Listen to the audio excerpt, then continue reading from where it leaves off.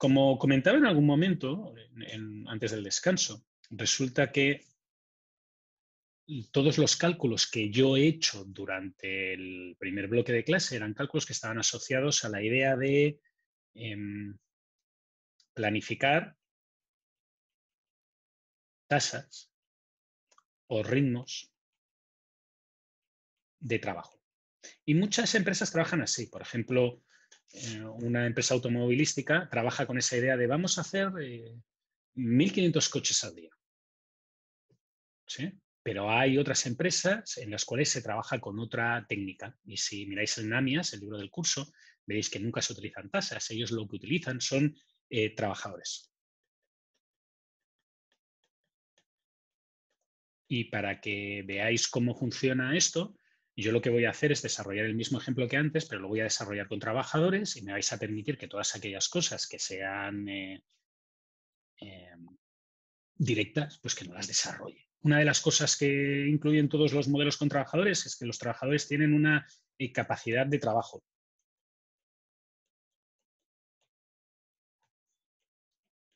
Que controla la oferta de la empresa, lo que puede hacer. Y en este caso concreto yo voy a utilizar la siguiente capacidad de trabajo. Un trabajador es capaz de hacer el equivalente a 2 unidades de producto cada día que trabaja.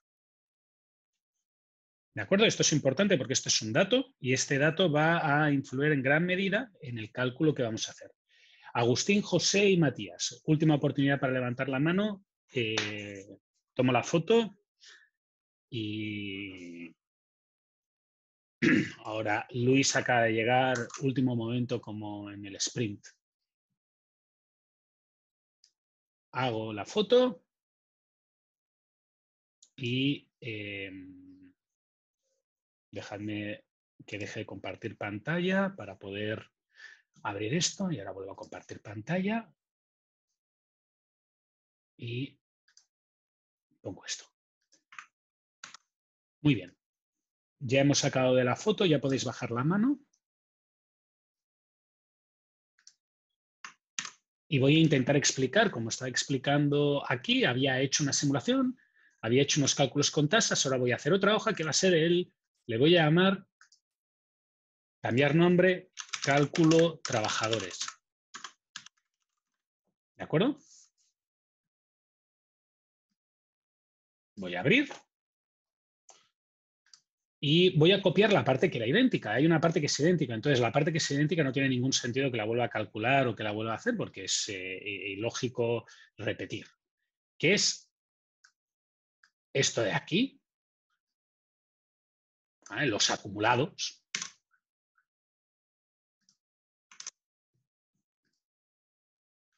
Los acumulados, el stock de seguridad, todo esto no tiene ningún tipo de sentido que lo vuelva a explicar. Se hace exactamente igual que antes. Tienes que hacer exactamente las mismas operaciones que en el caso anterior. Por tanto, como es exactamente lo mismo, pues lo dejo exactamente igual. ¿De acuerdo? Ahora, la diferencia que hay es en las tasas.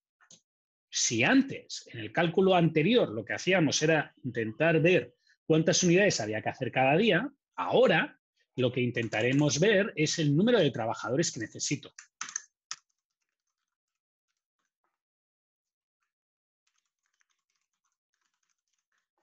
¿De acuerdo?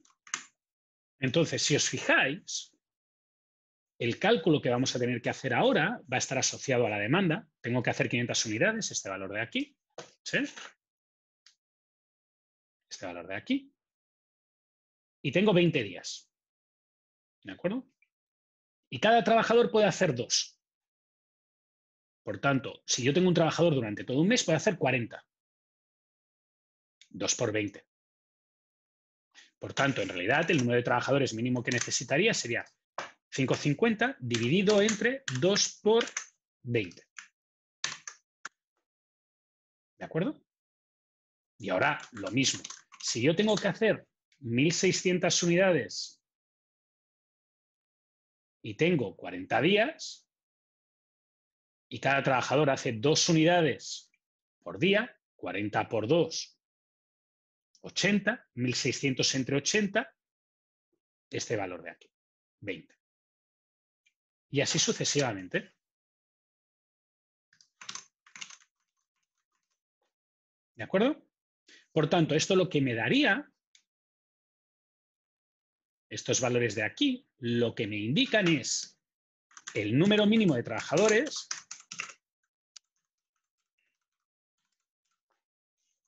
para cubrir pues, con la demanda que tengo hasta ese punto. ¿De acuerdo? Y por si alguno necesita ver la fórmula para entera. Trabajadores es igual a la demanda corregida acumulada dividido entre días acumulados por 2. Y para evitar los problemas de paréntesis, cierro aquí. Y el 2, este 2 de aquí, este 2, es parte del enunciado, es un dato. ¿De acuerdo? Es un dato. Muy bien. Esto es el número de trabajadores necesarios para trabajar todos los días con la misma plantilla, tener siempre la misma cantidad de trabajadores a lo largo de todo el tiempo. Si yo pudiera cambiar el número de trabajadores, aquí lo que tendría es el número de trabajadores mes a mes. Y aquí lo que diría es, bueno, pues tengo que hacer 500 y tengo 20 días. ¿De acuerdo? Si alguno de vosotros lo ve mejor de otra manera, que puede ser, lo podríais ver de la siguiente manera. Un momento, aquí hay un... no, porque he cogido mal el valor.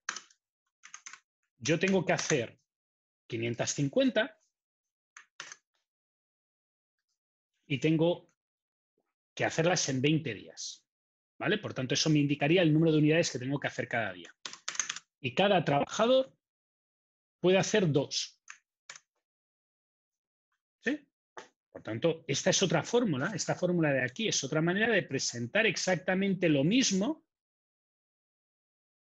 que esta fórmula de aquí.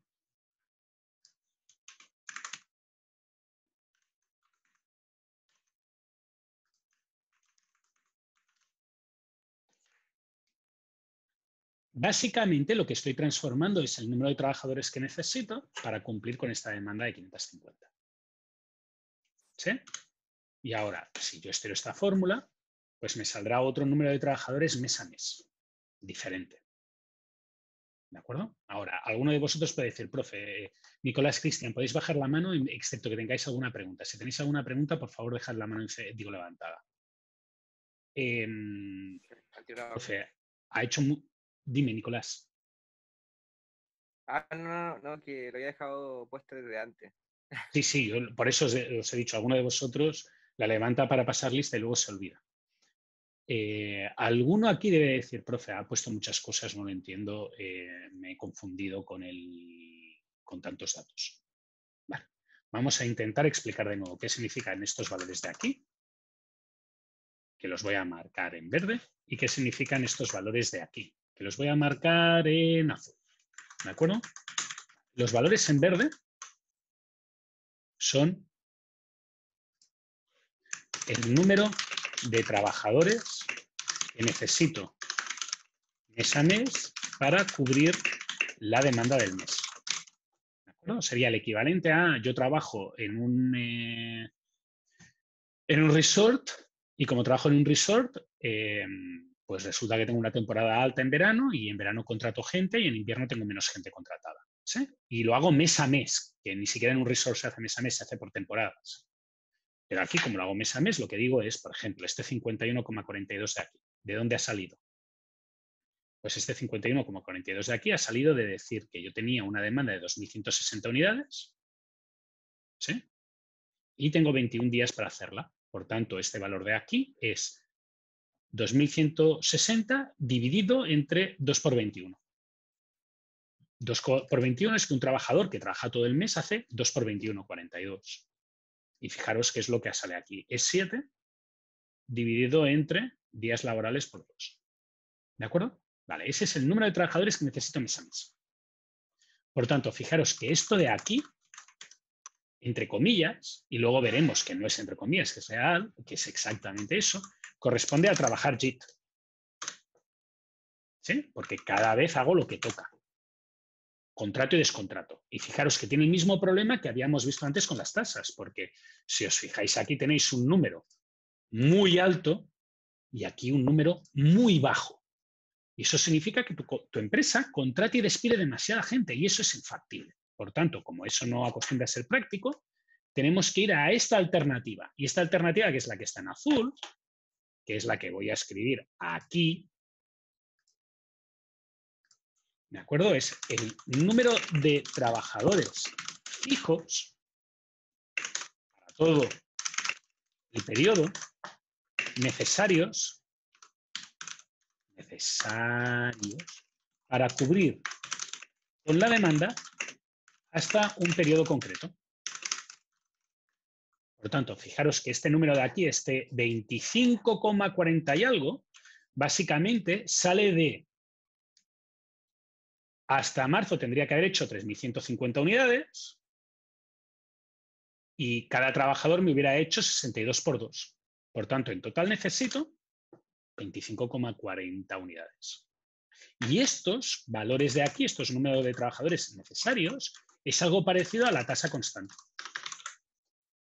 ¿De acuerdo? Y como en el caso anterior, hay dos. Este de aquí, y ahora ya es cuando tengo tantos colores que es bochornoso, ¿sabéis? Es bochornoso la cantidad de colores que uso últimamente. Este 34,04 y este 30,48 son valores especiales que corresponden a la cantidad necesaria de trabajadores para siempre cubrir con la demanda y la cantidad necesaria de trabajadores para hacer todo durante el plazo de entrega. Y estos valores están íntimamente relacionados con estos valores de aquí. Así que si me dejáis, hago una copia, me voy aquí, hago un pegado especial solo de valores y ahora fijaros que este de aquí, hago un pegado especial solo de valores y fijaros que este vuelve a ser lo que habíamos llamado la tasa constante sin rupturas y este es la tasa constante con rupturas. ¿De acuerdo? Por tanto, fijaros que este es el cálculo antiguo. Este es el antiguo. Por tanto, para que veáis que es el antiguo, lo voy a poner en verde. Y este es el moderno. Este es con trabajadores. ¿Qué diferencia hay entre uno y otro? Pues si os fijáis, los valores que hay en la columna H multiplicados por 2 son los valores que hay en la columna J. ¿Sí? ¿A qué me refiero con eso? Me refiero que trabajar con tasas o trabajar con trabajadores es exactamente lo mismo. Es el mismo problema. No hay diferencia. Podéis trabajar o con trabajadores o con tasas, lo que queráis. Me da igual. Lo único que tenéis que hacer es después hacer la conversión que toca. ¿Sí? En uno se trabaja con número de trabajadores y al trabajarlo con número de trabajadores, ese número de trabajadores después se va a transformar de alguna manera en oferta productiva, en lo que yo puedo hacer o en lo que yo hago. Y en el otro se trabaja con tasas, que son unas unidades que puedo hacer por día, por hora, por minuto, por año.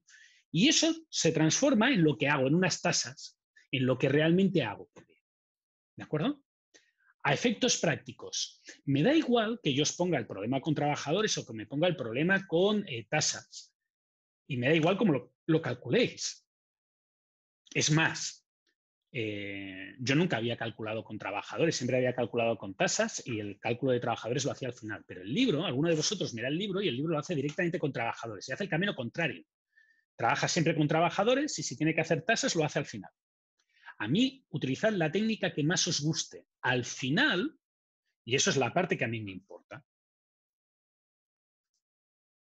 porque es la parte en la que puedo ponerme más quisquilloso a la hora de plantear y resolver ejercicios. Lo importante es que el problema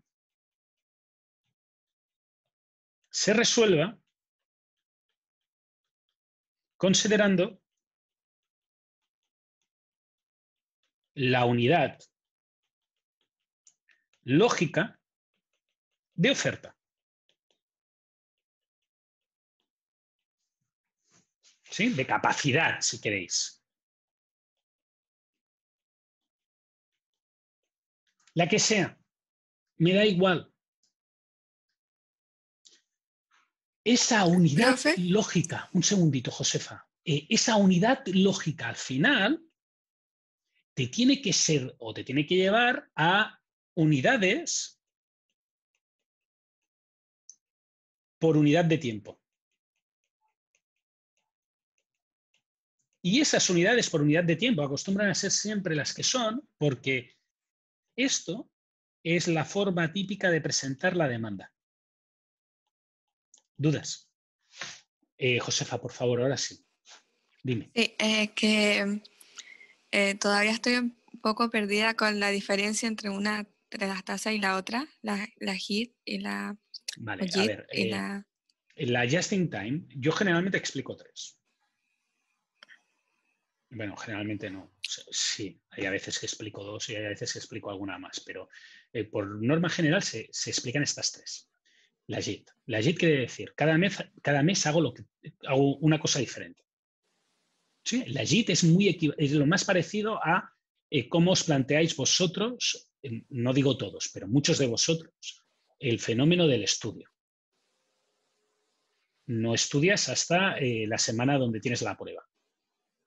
¿Sí? Y entonces lo concentras todo durante un espacio de tiempo, que es el espacio de tiempo asignado a la unidad mínima de medida.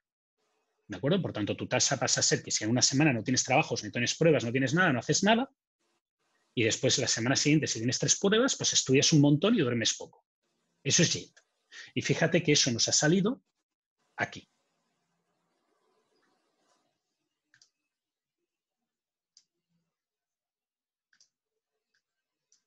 Al calcular diciendo, miro lo que hay que hacer cada mes a mes, tengo que hacer 2.160, en 21 días, pues tengo que hacer cada día 102,85. Y es lo mismo con los trabajadores.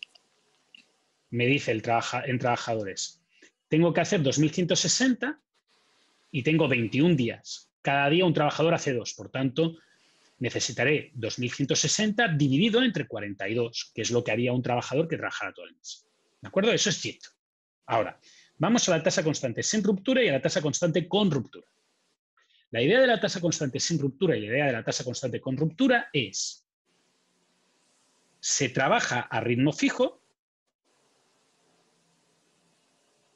o se trabaja con una plantilla, con un número de trabajadores no variable a lo largo de todo el ciclo o a lo largo del horizonte. ¿De acuerdo? Y la tasa constante sin ruptura, perdonad que mi cara es gigantesca y tapa las cosas útiles. La tasa constante sin ruptura es una que asegura que nunca te vas a quedar sin stock. Y la tasa constante con ruptura es una que asegura que al final del todo cubres la demanda. ¿Sí? Entonces, si nos vamos aquí, fijaros que la tasa constante sin ruptura y la tasa constante con ruptura equivalen a unos números, perdonad que tengo que irme aquí, en los cuales lo que se dice es, miro todo lo que tendría que haber fabricado y lo divido entre el número de días que tendría que haber fabricado. ¿De acuerdo? La sin ruptura es la más grande y la con ruptura es la última. ¿Por qué he tenido que, o estoy calculando esta tasa con estos números acumulados? Porque es lo mismo que si tuvieras que tener el número de trabajadores, si estuvieras pensando con trabajadores.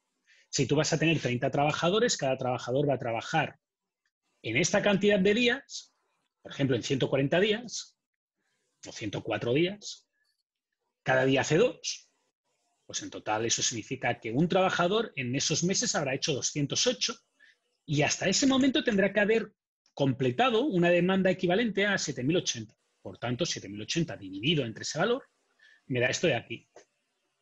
En ese caso que estoy haciendo con trabajadores, pues este de aquí. ¿De acuerdo? Y ahora, fíjate que a la hora de hacer la simulación, lo que sucede es que si yo aquí pongo el 61, la tasa escogida, pues al final no hay inventario. No hay ni defecto ni exceso. Bueno, hay 4 de 7.000, nada. Y si aquí en vez de 61 pongo 68, pues fíjate, o 68, algo, fíjate que nunca hay defecto. Bueno, sí, hay 8, pero 8 de 7.000 es nada. ¿Sí? Eso es lo que consigues con la tasa constante sin rupturas y la tasa constante con rupturas. Aseguras que tus clientes siempre van a tener el material porque tú tienes capacidad productiva y has hecho el trabajo para adelantarlo y tenerlo disponible, o le dices, no, el trabajador tiene que, digo, el cliente puede esperar y yo trabajo a un ritmo constante para asegurarme que al final sí que satisfago a todo el mundo. Pero los pics y las bajadas de demanda, en vez de cubrirlos yo, los cubre el cliente, que es él el que se tiene que esperar si piden la hora extra. ¿Sí? Vale. Tasa constante sin rupturas sería el equivalente de un producto en el cual tú no quieres que el cliente espere nunca. Por ejemplo, si tu empresa fabrica cerveza. ¿De acuerdo? Si tu empresa fabrica cerveza, tu cliente no se va a esperar. No se va a esperar a que le des la cerveza. Si no la tienes tú lista, pues se va a comprar al vecino. Por tanto, tú tienes la tasa más alta posible para cubrir y que nunca te quedes sin demanda perdida. ¿Vale? Tasa constante con rupturas es una empresa que tiene un producto crítico. Por ejemplo, ahora los transportes. Pues si tú quieres comprar una lavadora, no te queda más remedio que esperarte 3 semanas o un mes. No te queda más remedio. Porque todas están haciendo lo mismo. Entonces es tasa constante con rupturas, que es el tiempo que tú tardas desde que tú pagas la lavadora hasta que te llega a casa, que es un mes o más. ¿Sí? ¿Te ha quedado claro, Josefa? Sí, profe, muchas gracias. De nada. Es importante porque a la hora de la verdad resulta que unos cuantos de vosotros, un número no despreciable de alumnos, se va a encontrar que llega el día de la prueba y en la prueba no pone si es tasa constante sin ruptura o tasa constante con ruptura, luego no puede contestar y como no ha contestado, aunque sabe hacer los cálculos, reprueba. ¿Sí? Por eso es importante. Josefa ahí lo que está intentando es encontrar una lógica, una intuición para no equivocarse en eso. ¿De acuerdo? Vamos al tema del modelo matemático.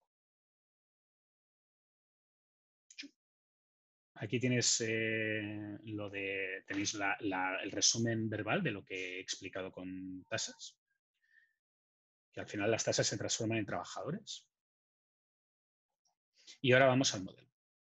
Muy bien, yo generalmente cuando explico modelos matemáticos o modelos de planificación hago unos cuantos avisos. Pues mi primer aviso es que los modelos de planificación agregada todos tienen una base común. ¿Vale? Y esa base común no quiere decir que el modelo sea así.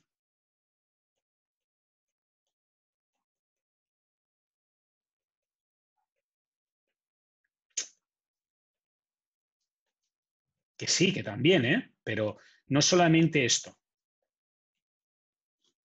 ¿Vale? Esto fue una pregunta que hice el semestre pasado. Esta ecuación la vais a ver luego. Y el semestre pasado hice una pregunta que era así.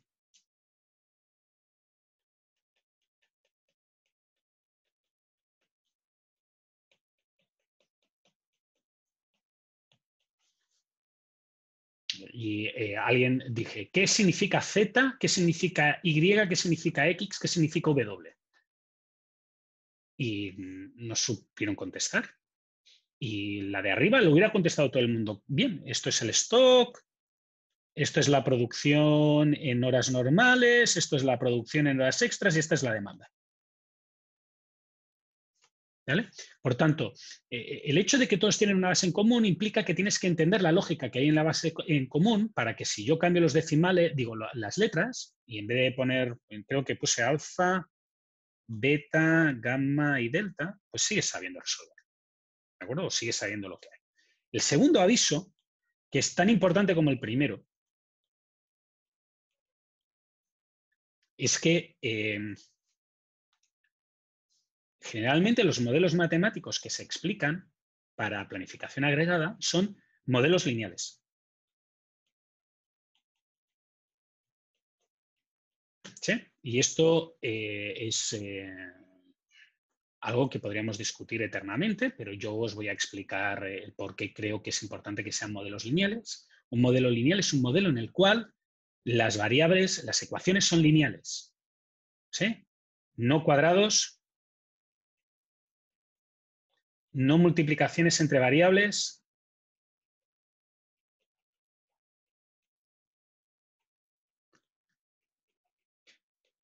no variables en el divisor, no ifs. ¿De acuerdo? Y esto es curioso, porque os lo explican también en Opti. Y sin embargo llega siempre alguien y me pone x de t por y de t. Y se queda tan ancho. Y dice, pero profe, me ha pedido un modelo matemático. Y esto es un modelo matemático, es una ecuación. Y yo le tengo que decir, sí, es una ecuación, pero el modelo te lo tengo que contar mal porque yo pido un modelo lineal. ¿Por qué nos ponemos tan tontos con que sean modelos lineales? Muy fácil. El mejor solver que hay en mi computadora actualmente para resolver modelos lineales con programación lineal, con el simplex, puede resolver en mi computadora sin muchos problemas modelos de 2 o 3 millones de variables.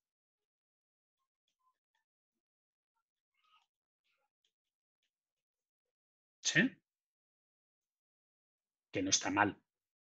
No es que sean súper problemas.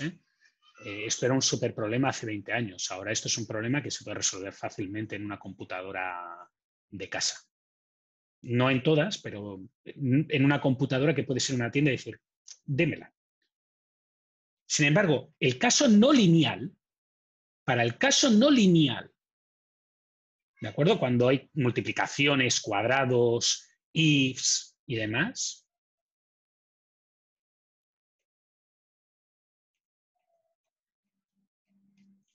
se pueden resolver problemas de 20 o 30 variables. ¿Vale? Entonces, el motivo por el cual nos ponemos tontos con el tema de que tenéis que hacer cosas lineales es porque significa poderlo utilizar en la práctica o no poderlo utilizar en la práctica. ¿Sí? Sobre todo teniendo en cuenta que posiblemente yo tenga más solver científico para resolver problemas de modelización matemática de lo que es estándar en la empresa. O sea, hace poquito estuve hablando con un alumno de un programa de educación ejecutiva de inteligencia artificial que curso, y el alumno me dijo, no, si yo he resuelto muchos problemas de programación lineal para empresas en mi consultora, pero generalmente lo resuelvo con el Excel. Y eso significa que puedo resolver problemas con 70, 80, 100 variables. ¿Vale? Y de los otros, de los de no lineal, no os creáis que es 20 o 30. Es bastante menos. ¿De acuerdo? Por tanto, tenéis que tener en cuenta ese hecho y la importancia de trabajar con modelos lineales en los cuales las variables sean lineales.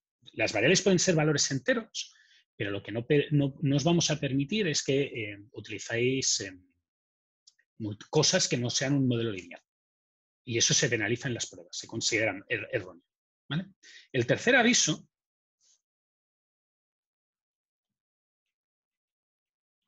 es que los modelos se hacen incrementalmente.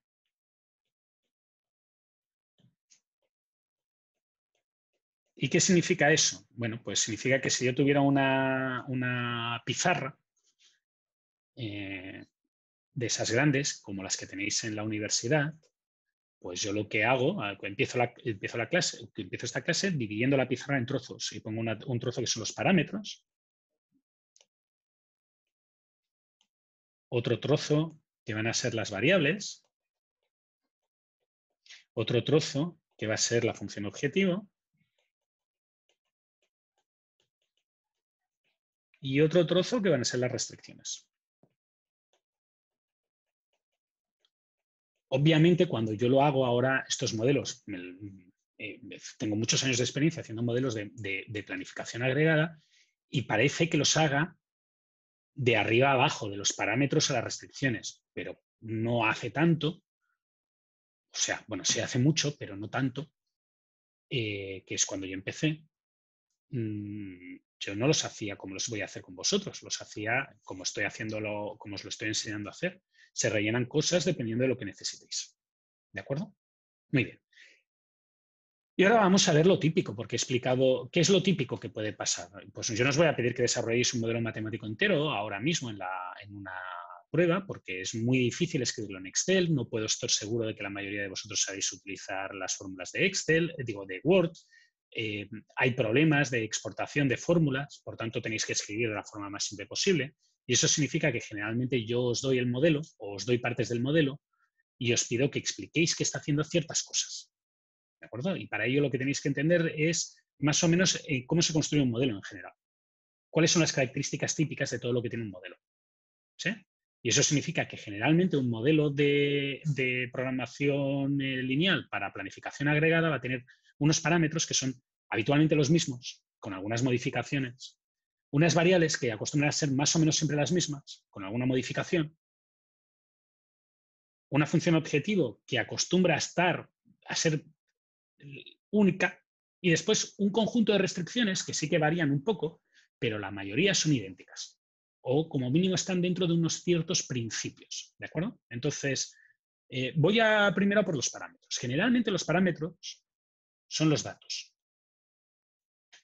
¿Sí? Y eso, como regla de oro, va a estar asociado a la demanda, algo que me indique la capacidad de producción o de procesado, ¿sí? Y los costes. Esto es lo mínimo que os vais a encontrar. Entonces, para que lo veáis, una de las cosas que a mí me gusta de la planificación de la planificación intuitiva es que te da una idea de después lo que vas a hacer en el modelo matemático. Así que demanda, capacidad de producción, costes, la demanda en azul, si os fijáis, nos vamos aquí. Perdón. La demanda en azul. ¿Sí? Ahora, si nos vamos aquí, lo siguiente que nos pedía era un dato, porque nos lo están dando. Es la capacidad de producción que está en rojo. ¿Dónde está aquí? Pues la capacidad de producción que está en rojo es esto y esto. ¿De acuerdo? Por tanto, hay que ir un poco con cuidado en el hipotético caso de que te pidan algo para asegurarte de que no estás metiendo la pata. ¿Sí? Y que tienes en cuenta todas las cosas que se nos están analizando, que se nos están pidiendo. ¿Sí? Entonces, fijaros que eso ahí el problema es que generalmente te van a dar diferentes modalidades de trabajo. O te van a dar modalidades de trabajo o te van a dar la capacidad de lo que produce un trabajador. Y ahí hay una pequeña diferencia que vamos a ver luego. Pero lo que vas a tener que explicar va a estar documentado, va a estar relacionado con el dato que tú has puesto en el problema. Por ejemplo, aquí serían pues, días y capacidad 50 y 20. ¿Sí? Y finalmente me queda el tercer punto que estaba marcado en verde y estoy yendo allá para que lo veáis, que son los costos, los costes. ¿De acuerdo? Ahora, los costes serán para la función objetivo. Y están aquí. Y con eso hemos puesto todos los datos que teníamos en el modelo, excepto, y esto es importante, porque en ocasiones aparecerán, el extra de las condiciones de inicio.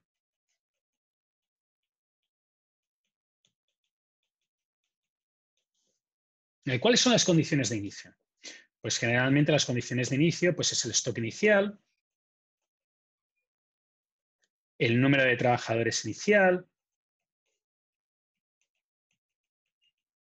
etc, etc, etc. ¿De acuerdo? A la hora de intentar explicar el modelo, lo que tienes que identificar son las partes que tienen. Por tanto, muy probablemente la demanda aparecerá en algún sitio, los costes aparecerán en otro, la capacidad de producción aparecerá en otro y aparecen siempre en los mismos sitios. O casi en los mismos sitios. Por ejemplo, estos costes que yo he marcado en verde aparecerán en la función objetivo. ¿Sí? Muy bien, para que veáis ese punto, y me voy a saltar la parte de las variables, en la función objetivo vais a tener una función objetivo de minimizar o una función objetivo de maximizar. El 90 y mucho por ciento de ocasiones es una función objetiva de minimizar en la cual lo que se hace es minimizar los costes. Cuando se intenta maximizar, se intentan maximizar los ingresos, los beneficios. Y los beneficios son los ingresos menos los costes. ¿De acuerdo? En el caso en el cual nos encontramos en este problema es un problema de costes y por tanto lo voy a poner allí. La idea es exactamente la misma en el caso de que tuvierais unos beneficios. Lo único que cambiaría es la variable que están en los ingresos. Tendríais que poner alguna variable que fueran los ingresos, que serían ventas multiplicado por el precio de venta. Y esos serían los ingresos. ¿Vale? Los costes del problema que teníamos antes son 4. El coste de producir una unidad en horas normales, el coste de producir una unidad en horas extras, el coste de exceso de stock y el coste de defecto de stock. ¿Vale? Muy bien. El hecho de que tengamos estos 4 costes implica que vamos a necesitar 4 variables. ¿De acuerdo? Por tanto, si vosotros veis esto de aquí,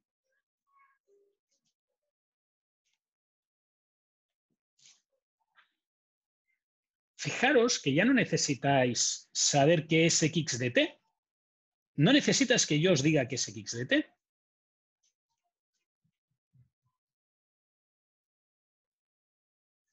Ni qué es y de t, ni qué es s de t más, ni qué es s de t menos. Sobre todo si yo aquí he puesto el 30 y el 90. ¿Por qué no lo necesitáis saber? Porque obligatoriamente, como está multiplicado por 200, esto tiene que ser las unidades en horas normales del periodo t. Esto tiene que ser las unidades en horas extras del periodo t. Aunque ponga y, podría poner ahí rho, o podría poner cualquier kanji que se me ocurriera. Podría poner Akira, podría poner Felipe. Da igual, sé lo que es. Esto tiene que ser el exceso de stock y esto tiene que ser el defecto de stock. ¿De acuerdo? Ahora, todo lo que he marcado en amarillo, absolutamente todo lo que he marcado en amarillo, tiene que ser variables. La definición de lo que es una variable, la mejor manera de entender cuál es la definición de qué es una variable es una variable es aquello que no conozco.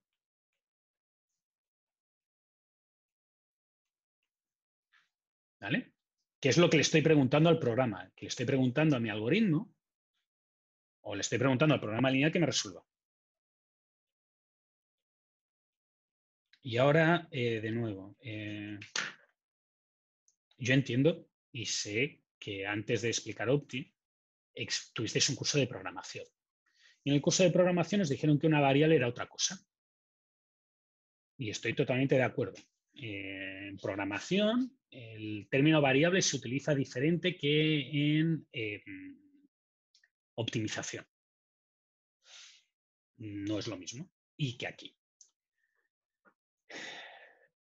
Bueno, es un problema. Pero en lo que estamos aquí viendo, para mí una variable va a ser todas aquellas cosas tales que yo le estoy preguntando el valor al modelo matemático. Y eso es como yo voy a definir una variable. ¿De acuerdo? En programación tiene otro significado. Entonces, todo aquello que acostumbra a estar multiplicado por un precio en la función objetivo es una variable.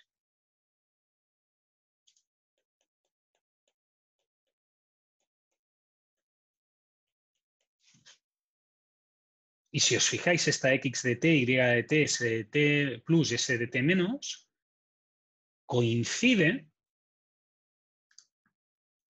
con esto de aquí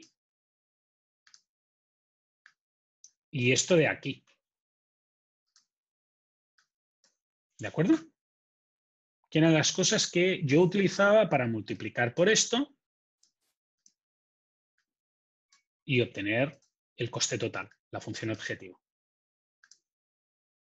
¿De acuerdo? Lo que no he visto, y podría ser que necesitara, es esto de aquí. Este stock. ¿Vale? Y es verdad, yo necesito el stock. Necesito el stock para hacer el cálculo del exceso y del defecto de stock. Ese exceso de efecto de stock, ese cálculo del stock, es lo que se conoce como una variable auxiliar. ¿De acuerdo? Es una variable, SDT, que voy a necesitar para hacer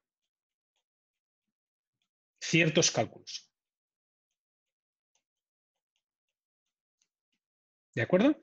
No os penséis que estoy limitado a estas 5 o estos 5 juegos de variables. Por ejemplo, os podríais encontrar que tuvierais una variable que fuera el número de trabajadores.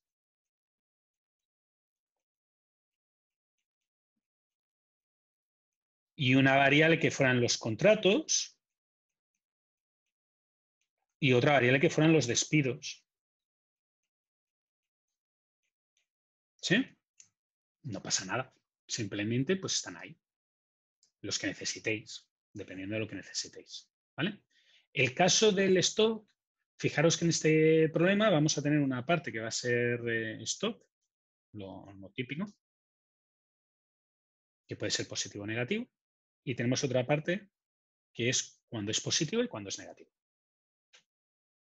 ¿Vale? ¿Dudas hasta aquí? Pequeño recap, porque puede ser que alguno se haya perdido con tanta información o tanta información de golpe. Parámetros, los datos del problema. Identificad los costes. Identificad lo que define la oferta y lo que define la demanda. Ahora, cuando tenéis los parámetros del problema, los costes, eso lo vais a tener en la función objetivo. Todo lo que aparezca multiplicado por eso en la función objetivo tiene que ser variables. ¿Vale? Volvemos a los parámetros. Puede ser que necesite condiciones de inicio. Por ejemplo, el stock inicial. Pues si lo necesito, lo tendré que poner como parámetro. Variables. ¿Cuáles son las variables? Lo que está en la función objetivo multiplicado por los costes, obligatoriamente son variables. Y después puede ser que necesite otras cosas. Variables auxiliares. Por ejemplo, el stock, que permita el valor positivo y negativo, por ejemplo. O el número de trabajadores, o lo que toque. ¿De acuerdo? Muy bien. Depende un poco del problema, pero la idea general es que siempre tengáis en cuenta que estos son los factores que acostumbran a intervenir. Y ahora vamos a las restricciones típicas. ¿Sí? De restricciones típicas hay varias. Yo creo que las dos más importantes son el tipo 1, que son restricciones que yo denomino de mantenimiento de flujo.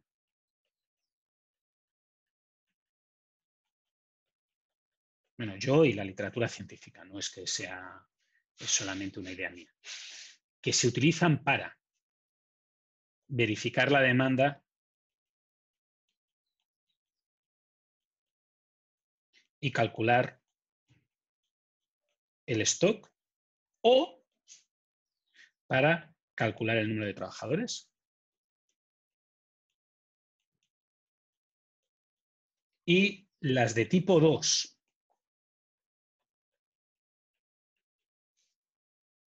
¿Vale? Las de tipo 2 ponen límites de capacidad.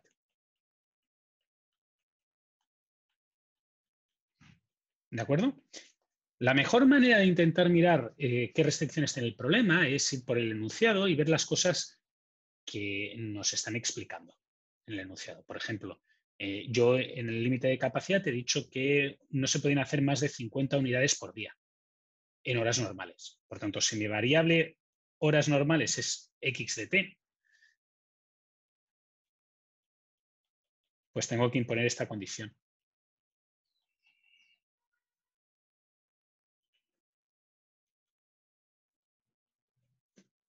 Y lo mismo me pasará con las horas extras.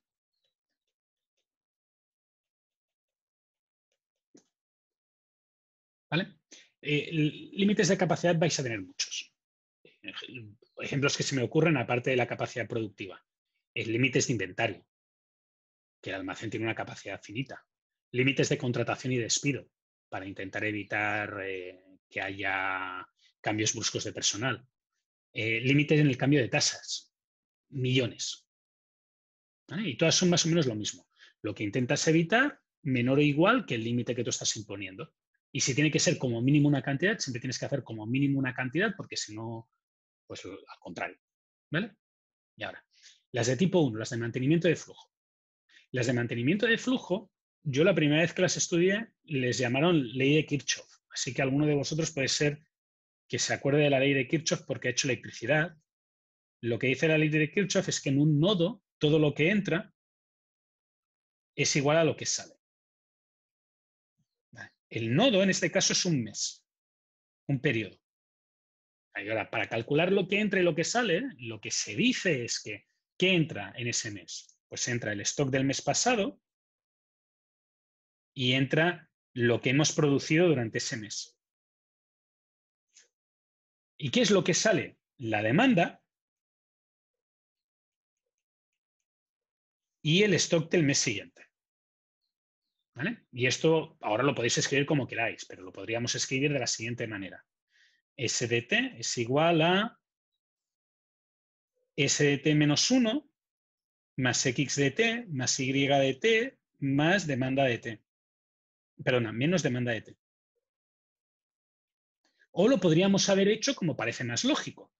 S de t menos 1 más x de t más y de t es igual a S de t más demanda de t. ¿Por qué he escogido esta forma y no la otra? Porque esta fórmula ya la teníais en el Excel. ¿Cuál es el stock de un periodo? Lo que produzco, este más este, 1000 más 360, más lo que tenía de inventario en el periodo anterior, menos la demanda de ese periodo. Un momento, que ahora se me ha movido. ¿Os fijáis? El inventario S de t menos 1 más lo que he producido, x de t, y de t, menos C5, la demanda de ese periodo. ¿Sí? Fijaros que en el fondo mi simulación incluye las mismas ecuaciones. Exactamente las mismas ecuaciones. Pero parece que las exprese de otra manera, simplemente porque las está calculando, no le está dejando al ordenador que las calcule. ¿Vale? Alguno me dirá, profe, me está tomando el pelo porque usted ha dicho que eso verifica la demanda y calcula el stock y usted solamente me ha demostrado que calcula el stock. Bueno, pues ahora voy a demostraros que verifica la demanda. Y para demostraros que verifica la demanda, si me permitís, os voy a usar un ejemplo solamente de 3 periodos. Enero, febrero y marzo. Y ahora voy a conectar las ecuaciones. Voy a hacer exactamente el mismo dibujo.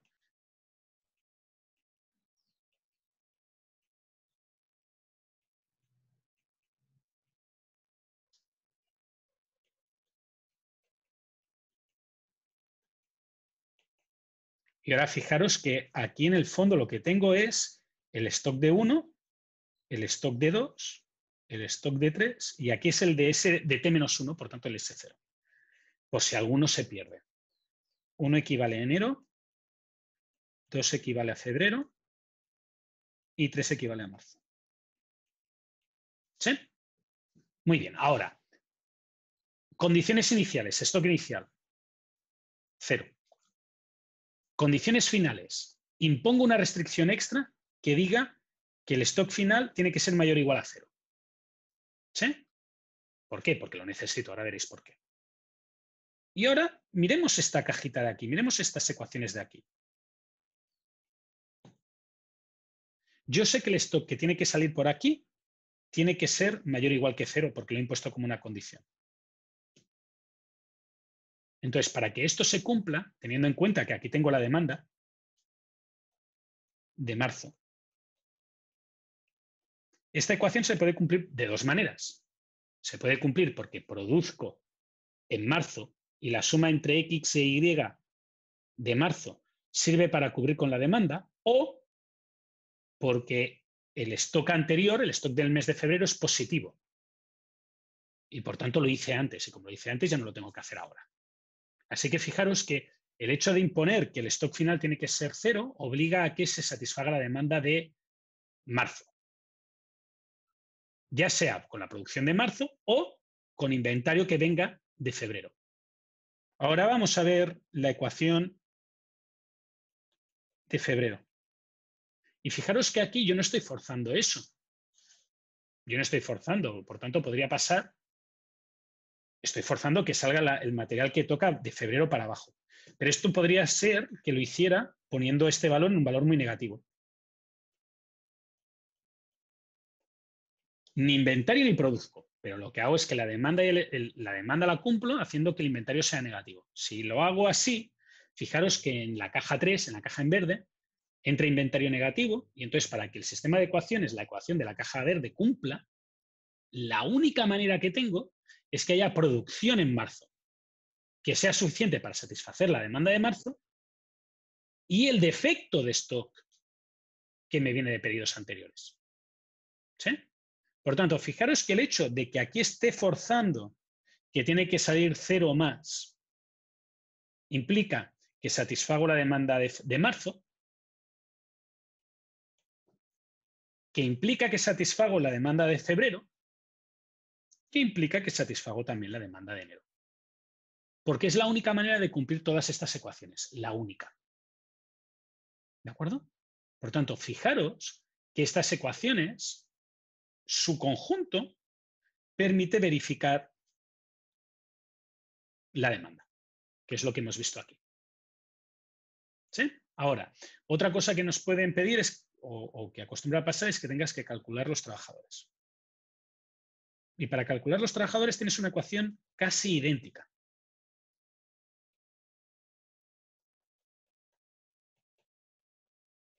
Que lo que hace es que los trabajadores en un periodo son igual a los trabajadores que tenías al principio más los contratos menos los despidos. Y ya está. ¿De acuerdo? Fijaros que es exactamente la misma ecuación.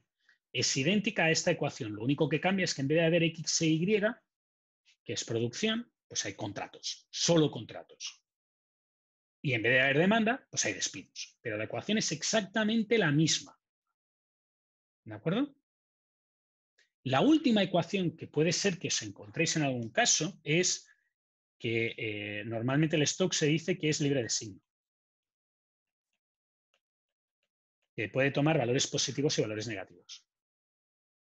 Y como la variable de stock no está asociada al exceso y al defecto, pues no hay manera de calcularlo. Si el stock va por su lado y después los otros, como están en la función objetivo y son un coste, pues te los pone todos a 0. ¿Cómo puedes hacer que haya un enlace entre el stock, el exceso y el defecto? Bueno, pues en el modelo que hemos escrito en el Excel es una ecuación con un máximo. Resulta que ese máximo en programación lineal no se puede poner porque el único que puede poner máximo o mínimo es la función objetivo. ¿Cómo se hace en programación lineal? Así.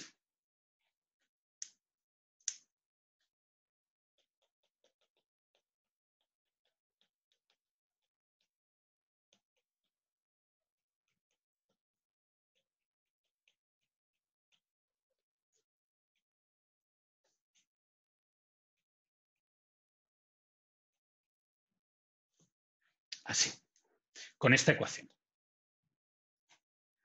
¿De acuerdo? Fijaros que esta ecuación no está diciendo que se tenga que hacer el cálculo exacto, pero resulta que esta ecuación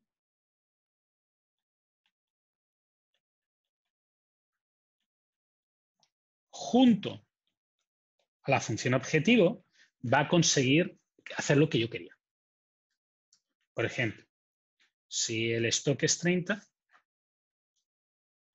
esto tendría que valer exceso de stock 30 y defecto de stock 0. Y si el stock es menos 5, esto tendría que valer 0 y esto tendría que valer 5.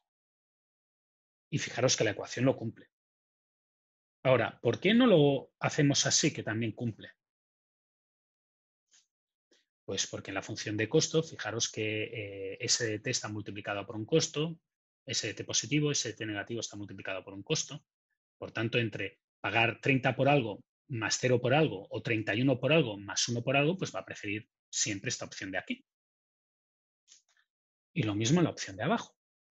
Entre 0 por A más 5 por B y 1 por A más 6 por B, pues siempre va a ser más barato esta opción de aquí. ¿Sí? Por tanto, esta ecuación asegura el cumplimiento de lo que quería, que es calcular el exceso y el defecto sin necesidad de un máximo. ¿Vale? Hay otras ecuaciones que os podéis encontrar. Las ecuaciones típicas que os podéis encontrar, aparte de estas, son las de las BICM y otras variantes que habéis visto en el curso de optimización. ¿Sí? Alguno dirá, profe, ha ido muy rápido. Claro que ha ido muy rápido, porque es que esto ya lo habéis visto en Opti. ¿Se puede pedir? No es que se pueda pedir, es que se pide, os lo aseguro. Hoy he empezado a preparar la prueba y he empezado precisamente por esto, por las preguntas de modelización matemática. ¿Cómo os tenéis que preparar? Generalmente todos estos modelos son estandarizados, tienen variantes mínimas, pero están estandarizados. Tomad ejemplos de pruebas anteriores y mirad a ver qué modelos se pudieron ahí y qué tenían esos modelos. No os vamos a pedir desarrollar un modelo completo, eso ya os aviso. No os vamos a pedir un modelo completo, pero lo que sí que os vamos a pedir es que expliquéis variables, que expliquéis restricciones, que expliquéis qué hace cierta cosa y también os prometo que no vamos a utilizar una nomenclatura directa. Vosotros vais a tener que deducir del modelo la nomenclatura o os vamos a poner un modelo y os vamos a pedir una ecuación extra.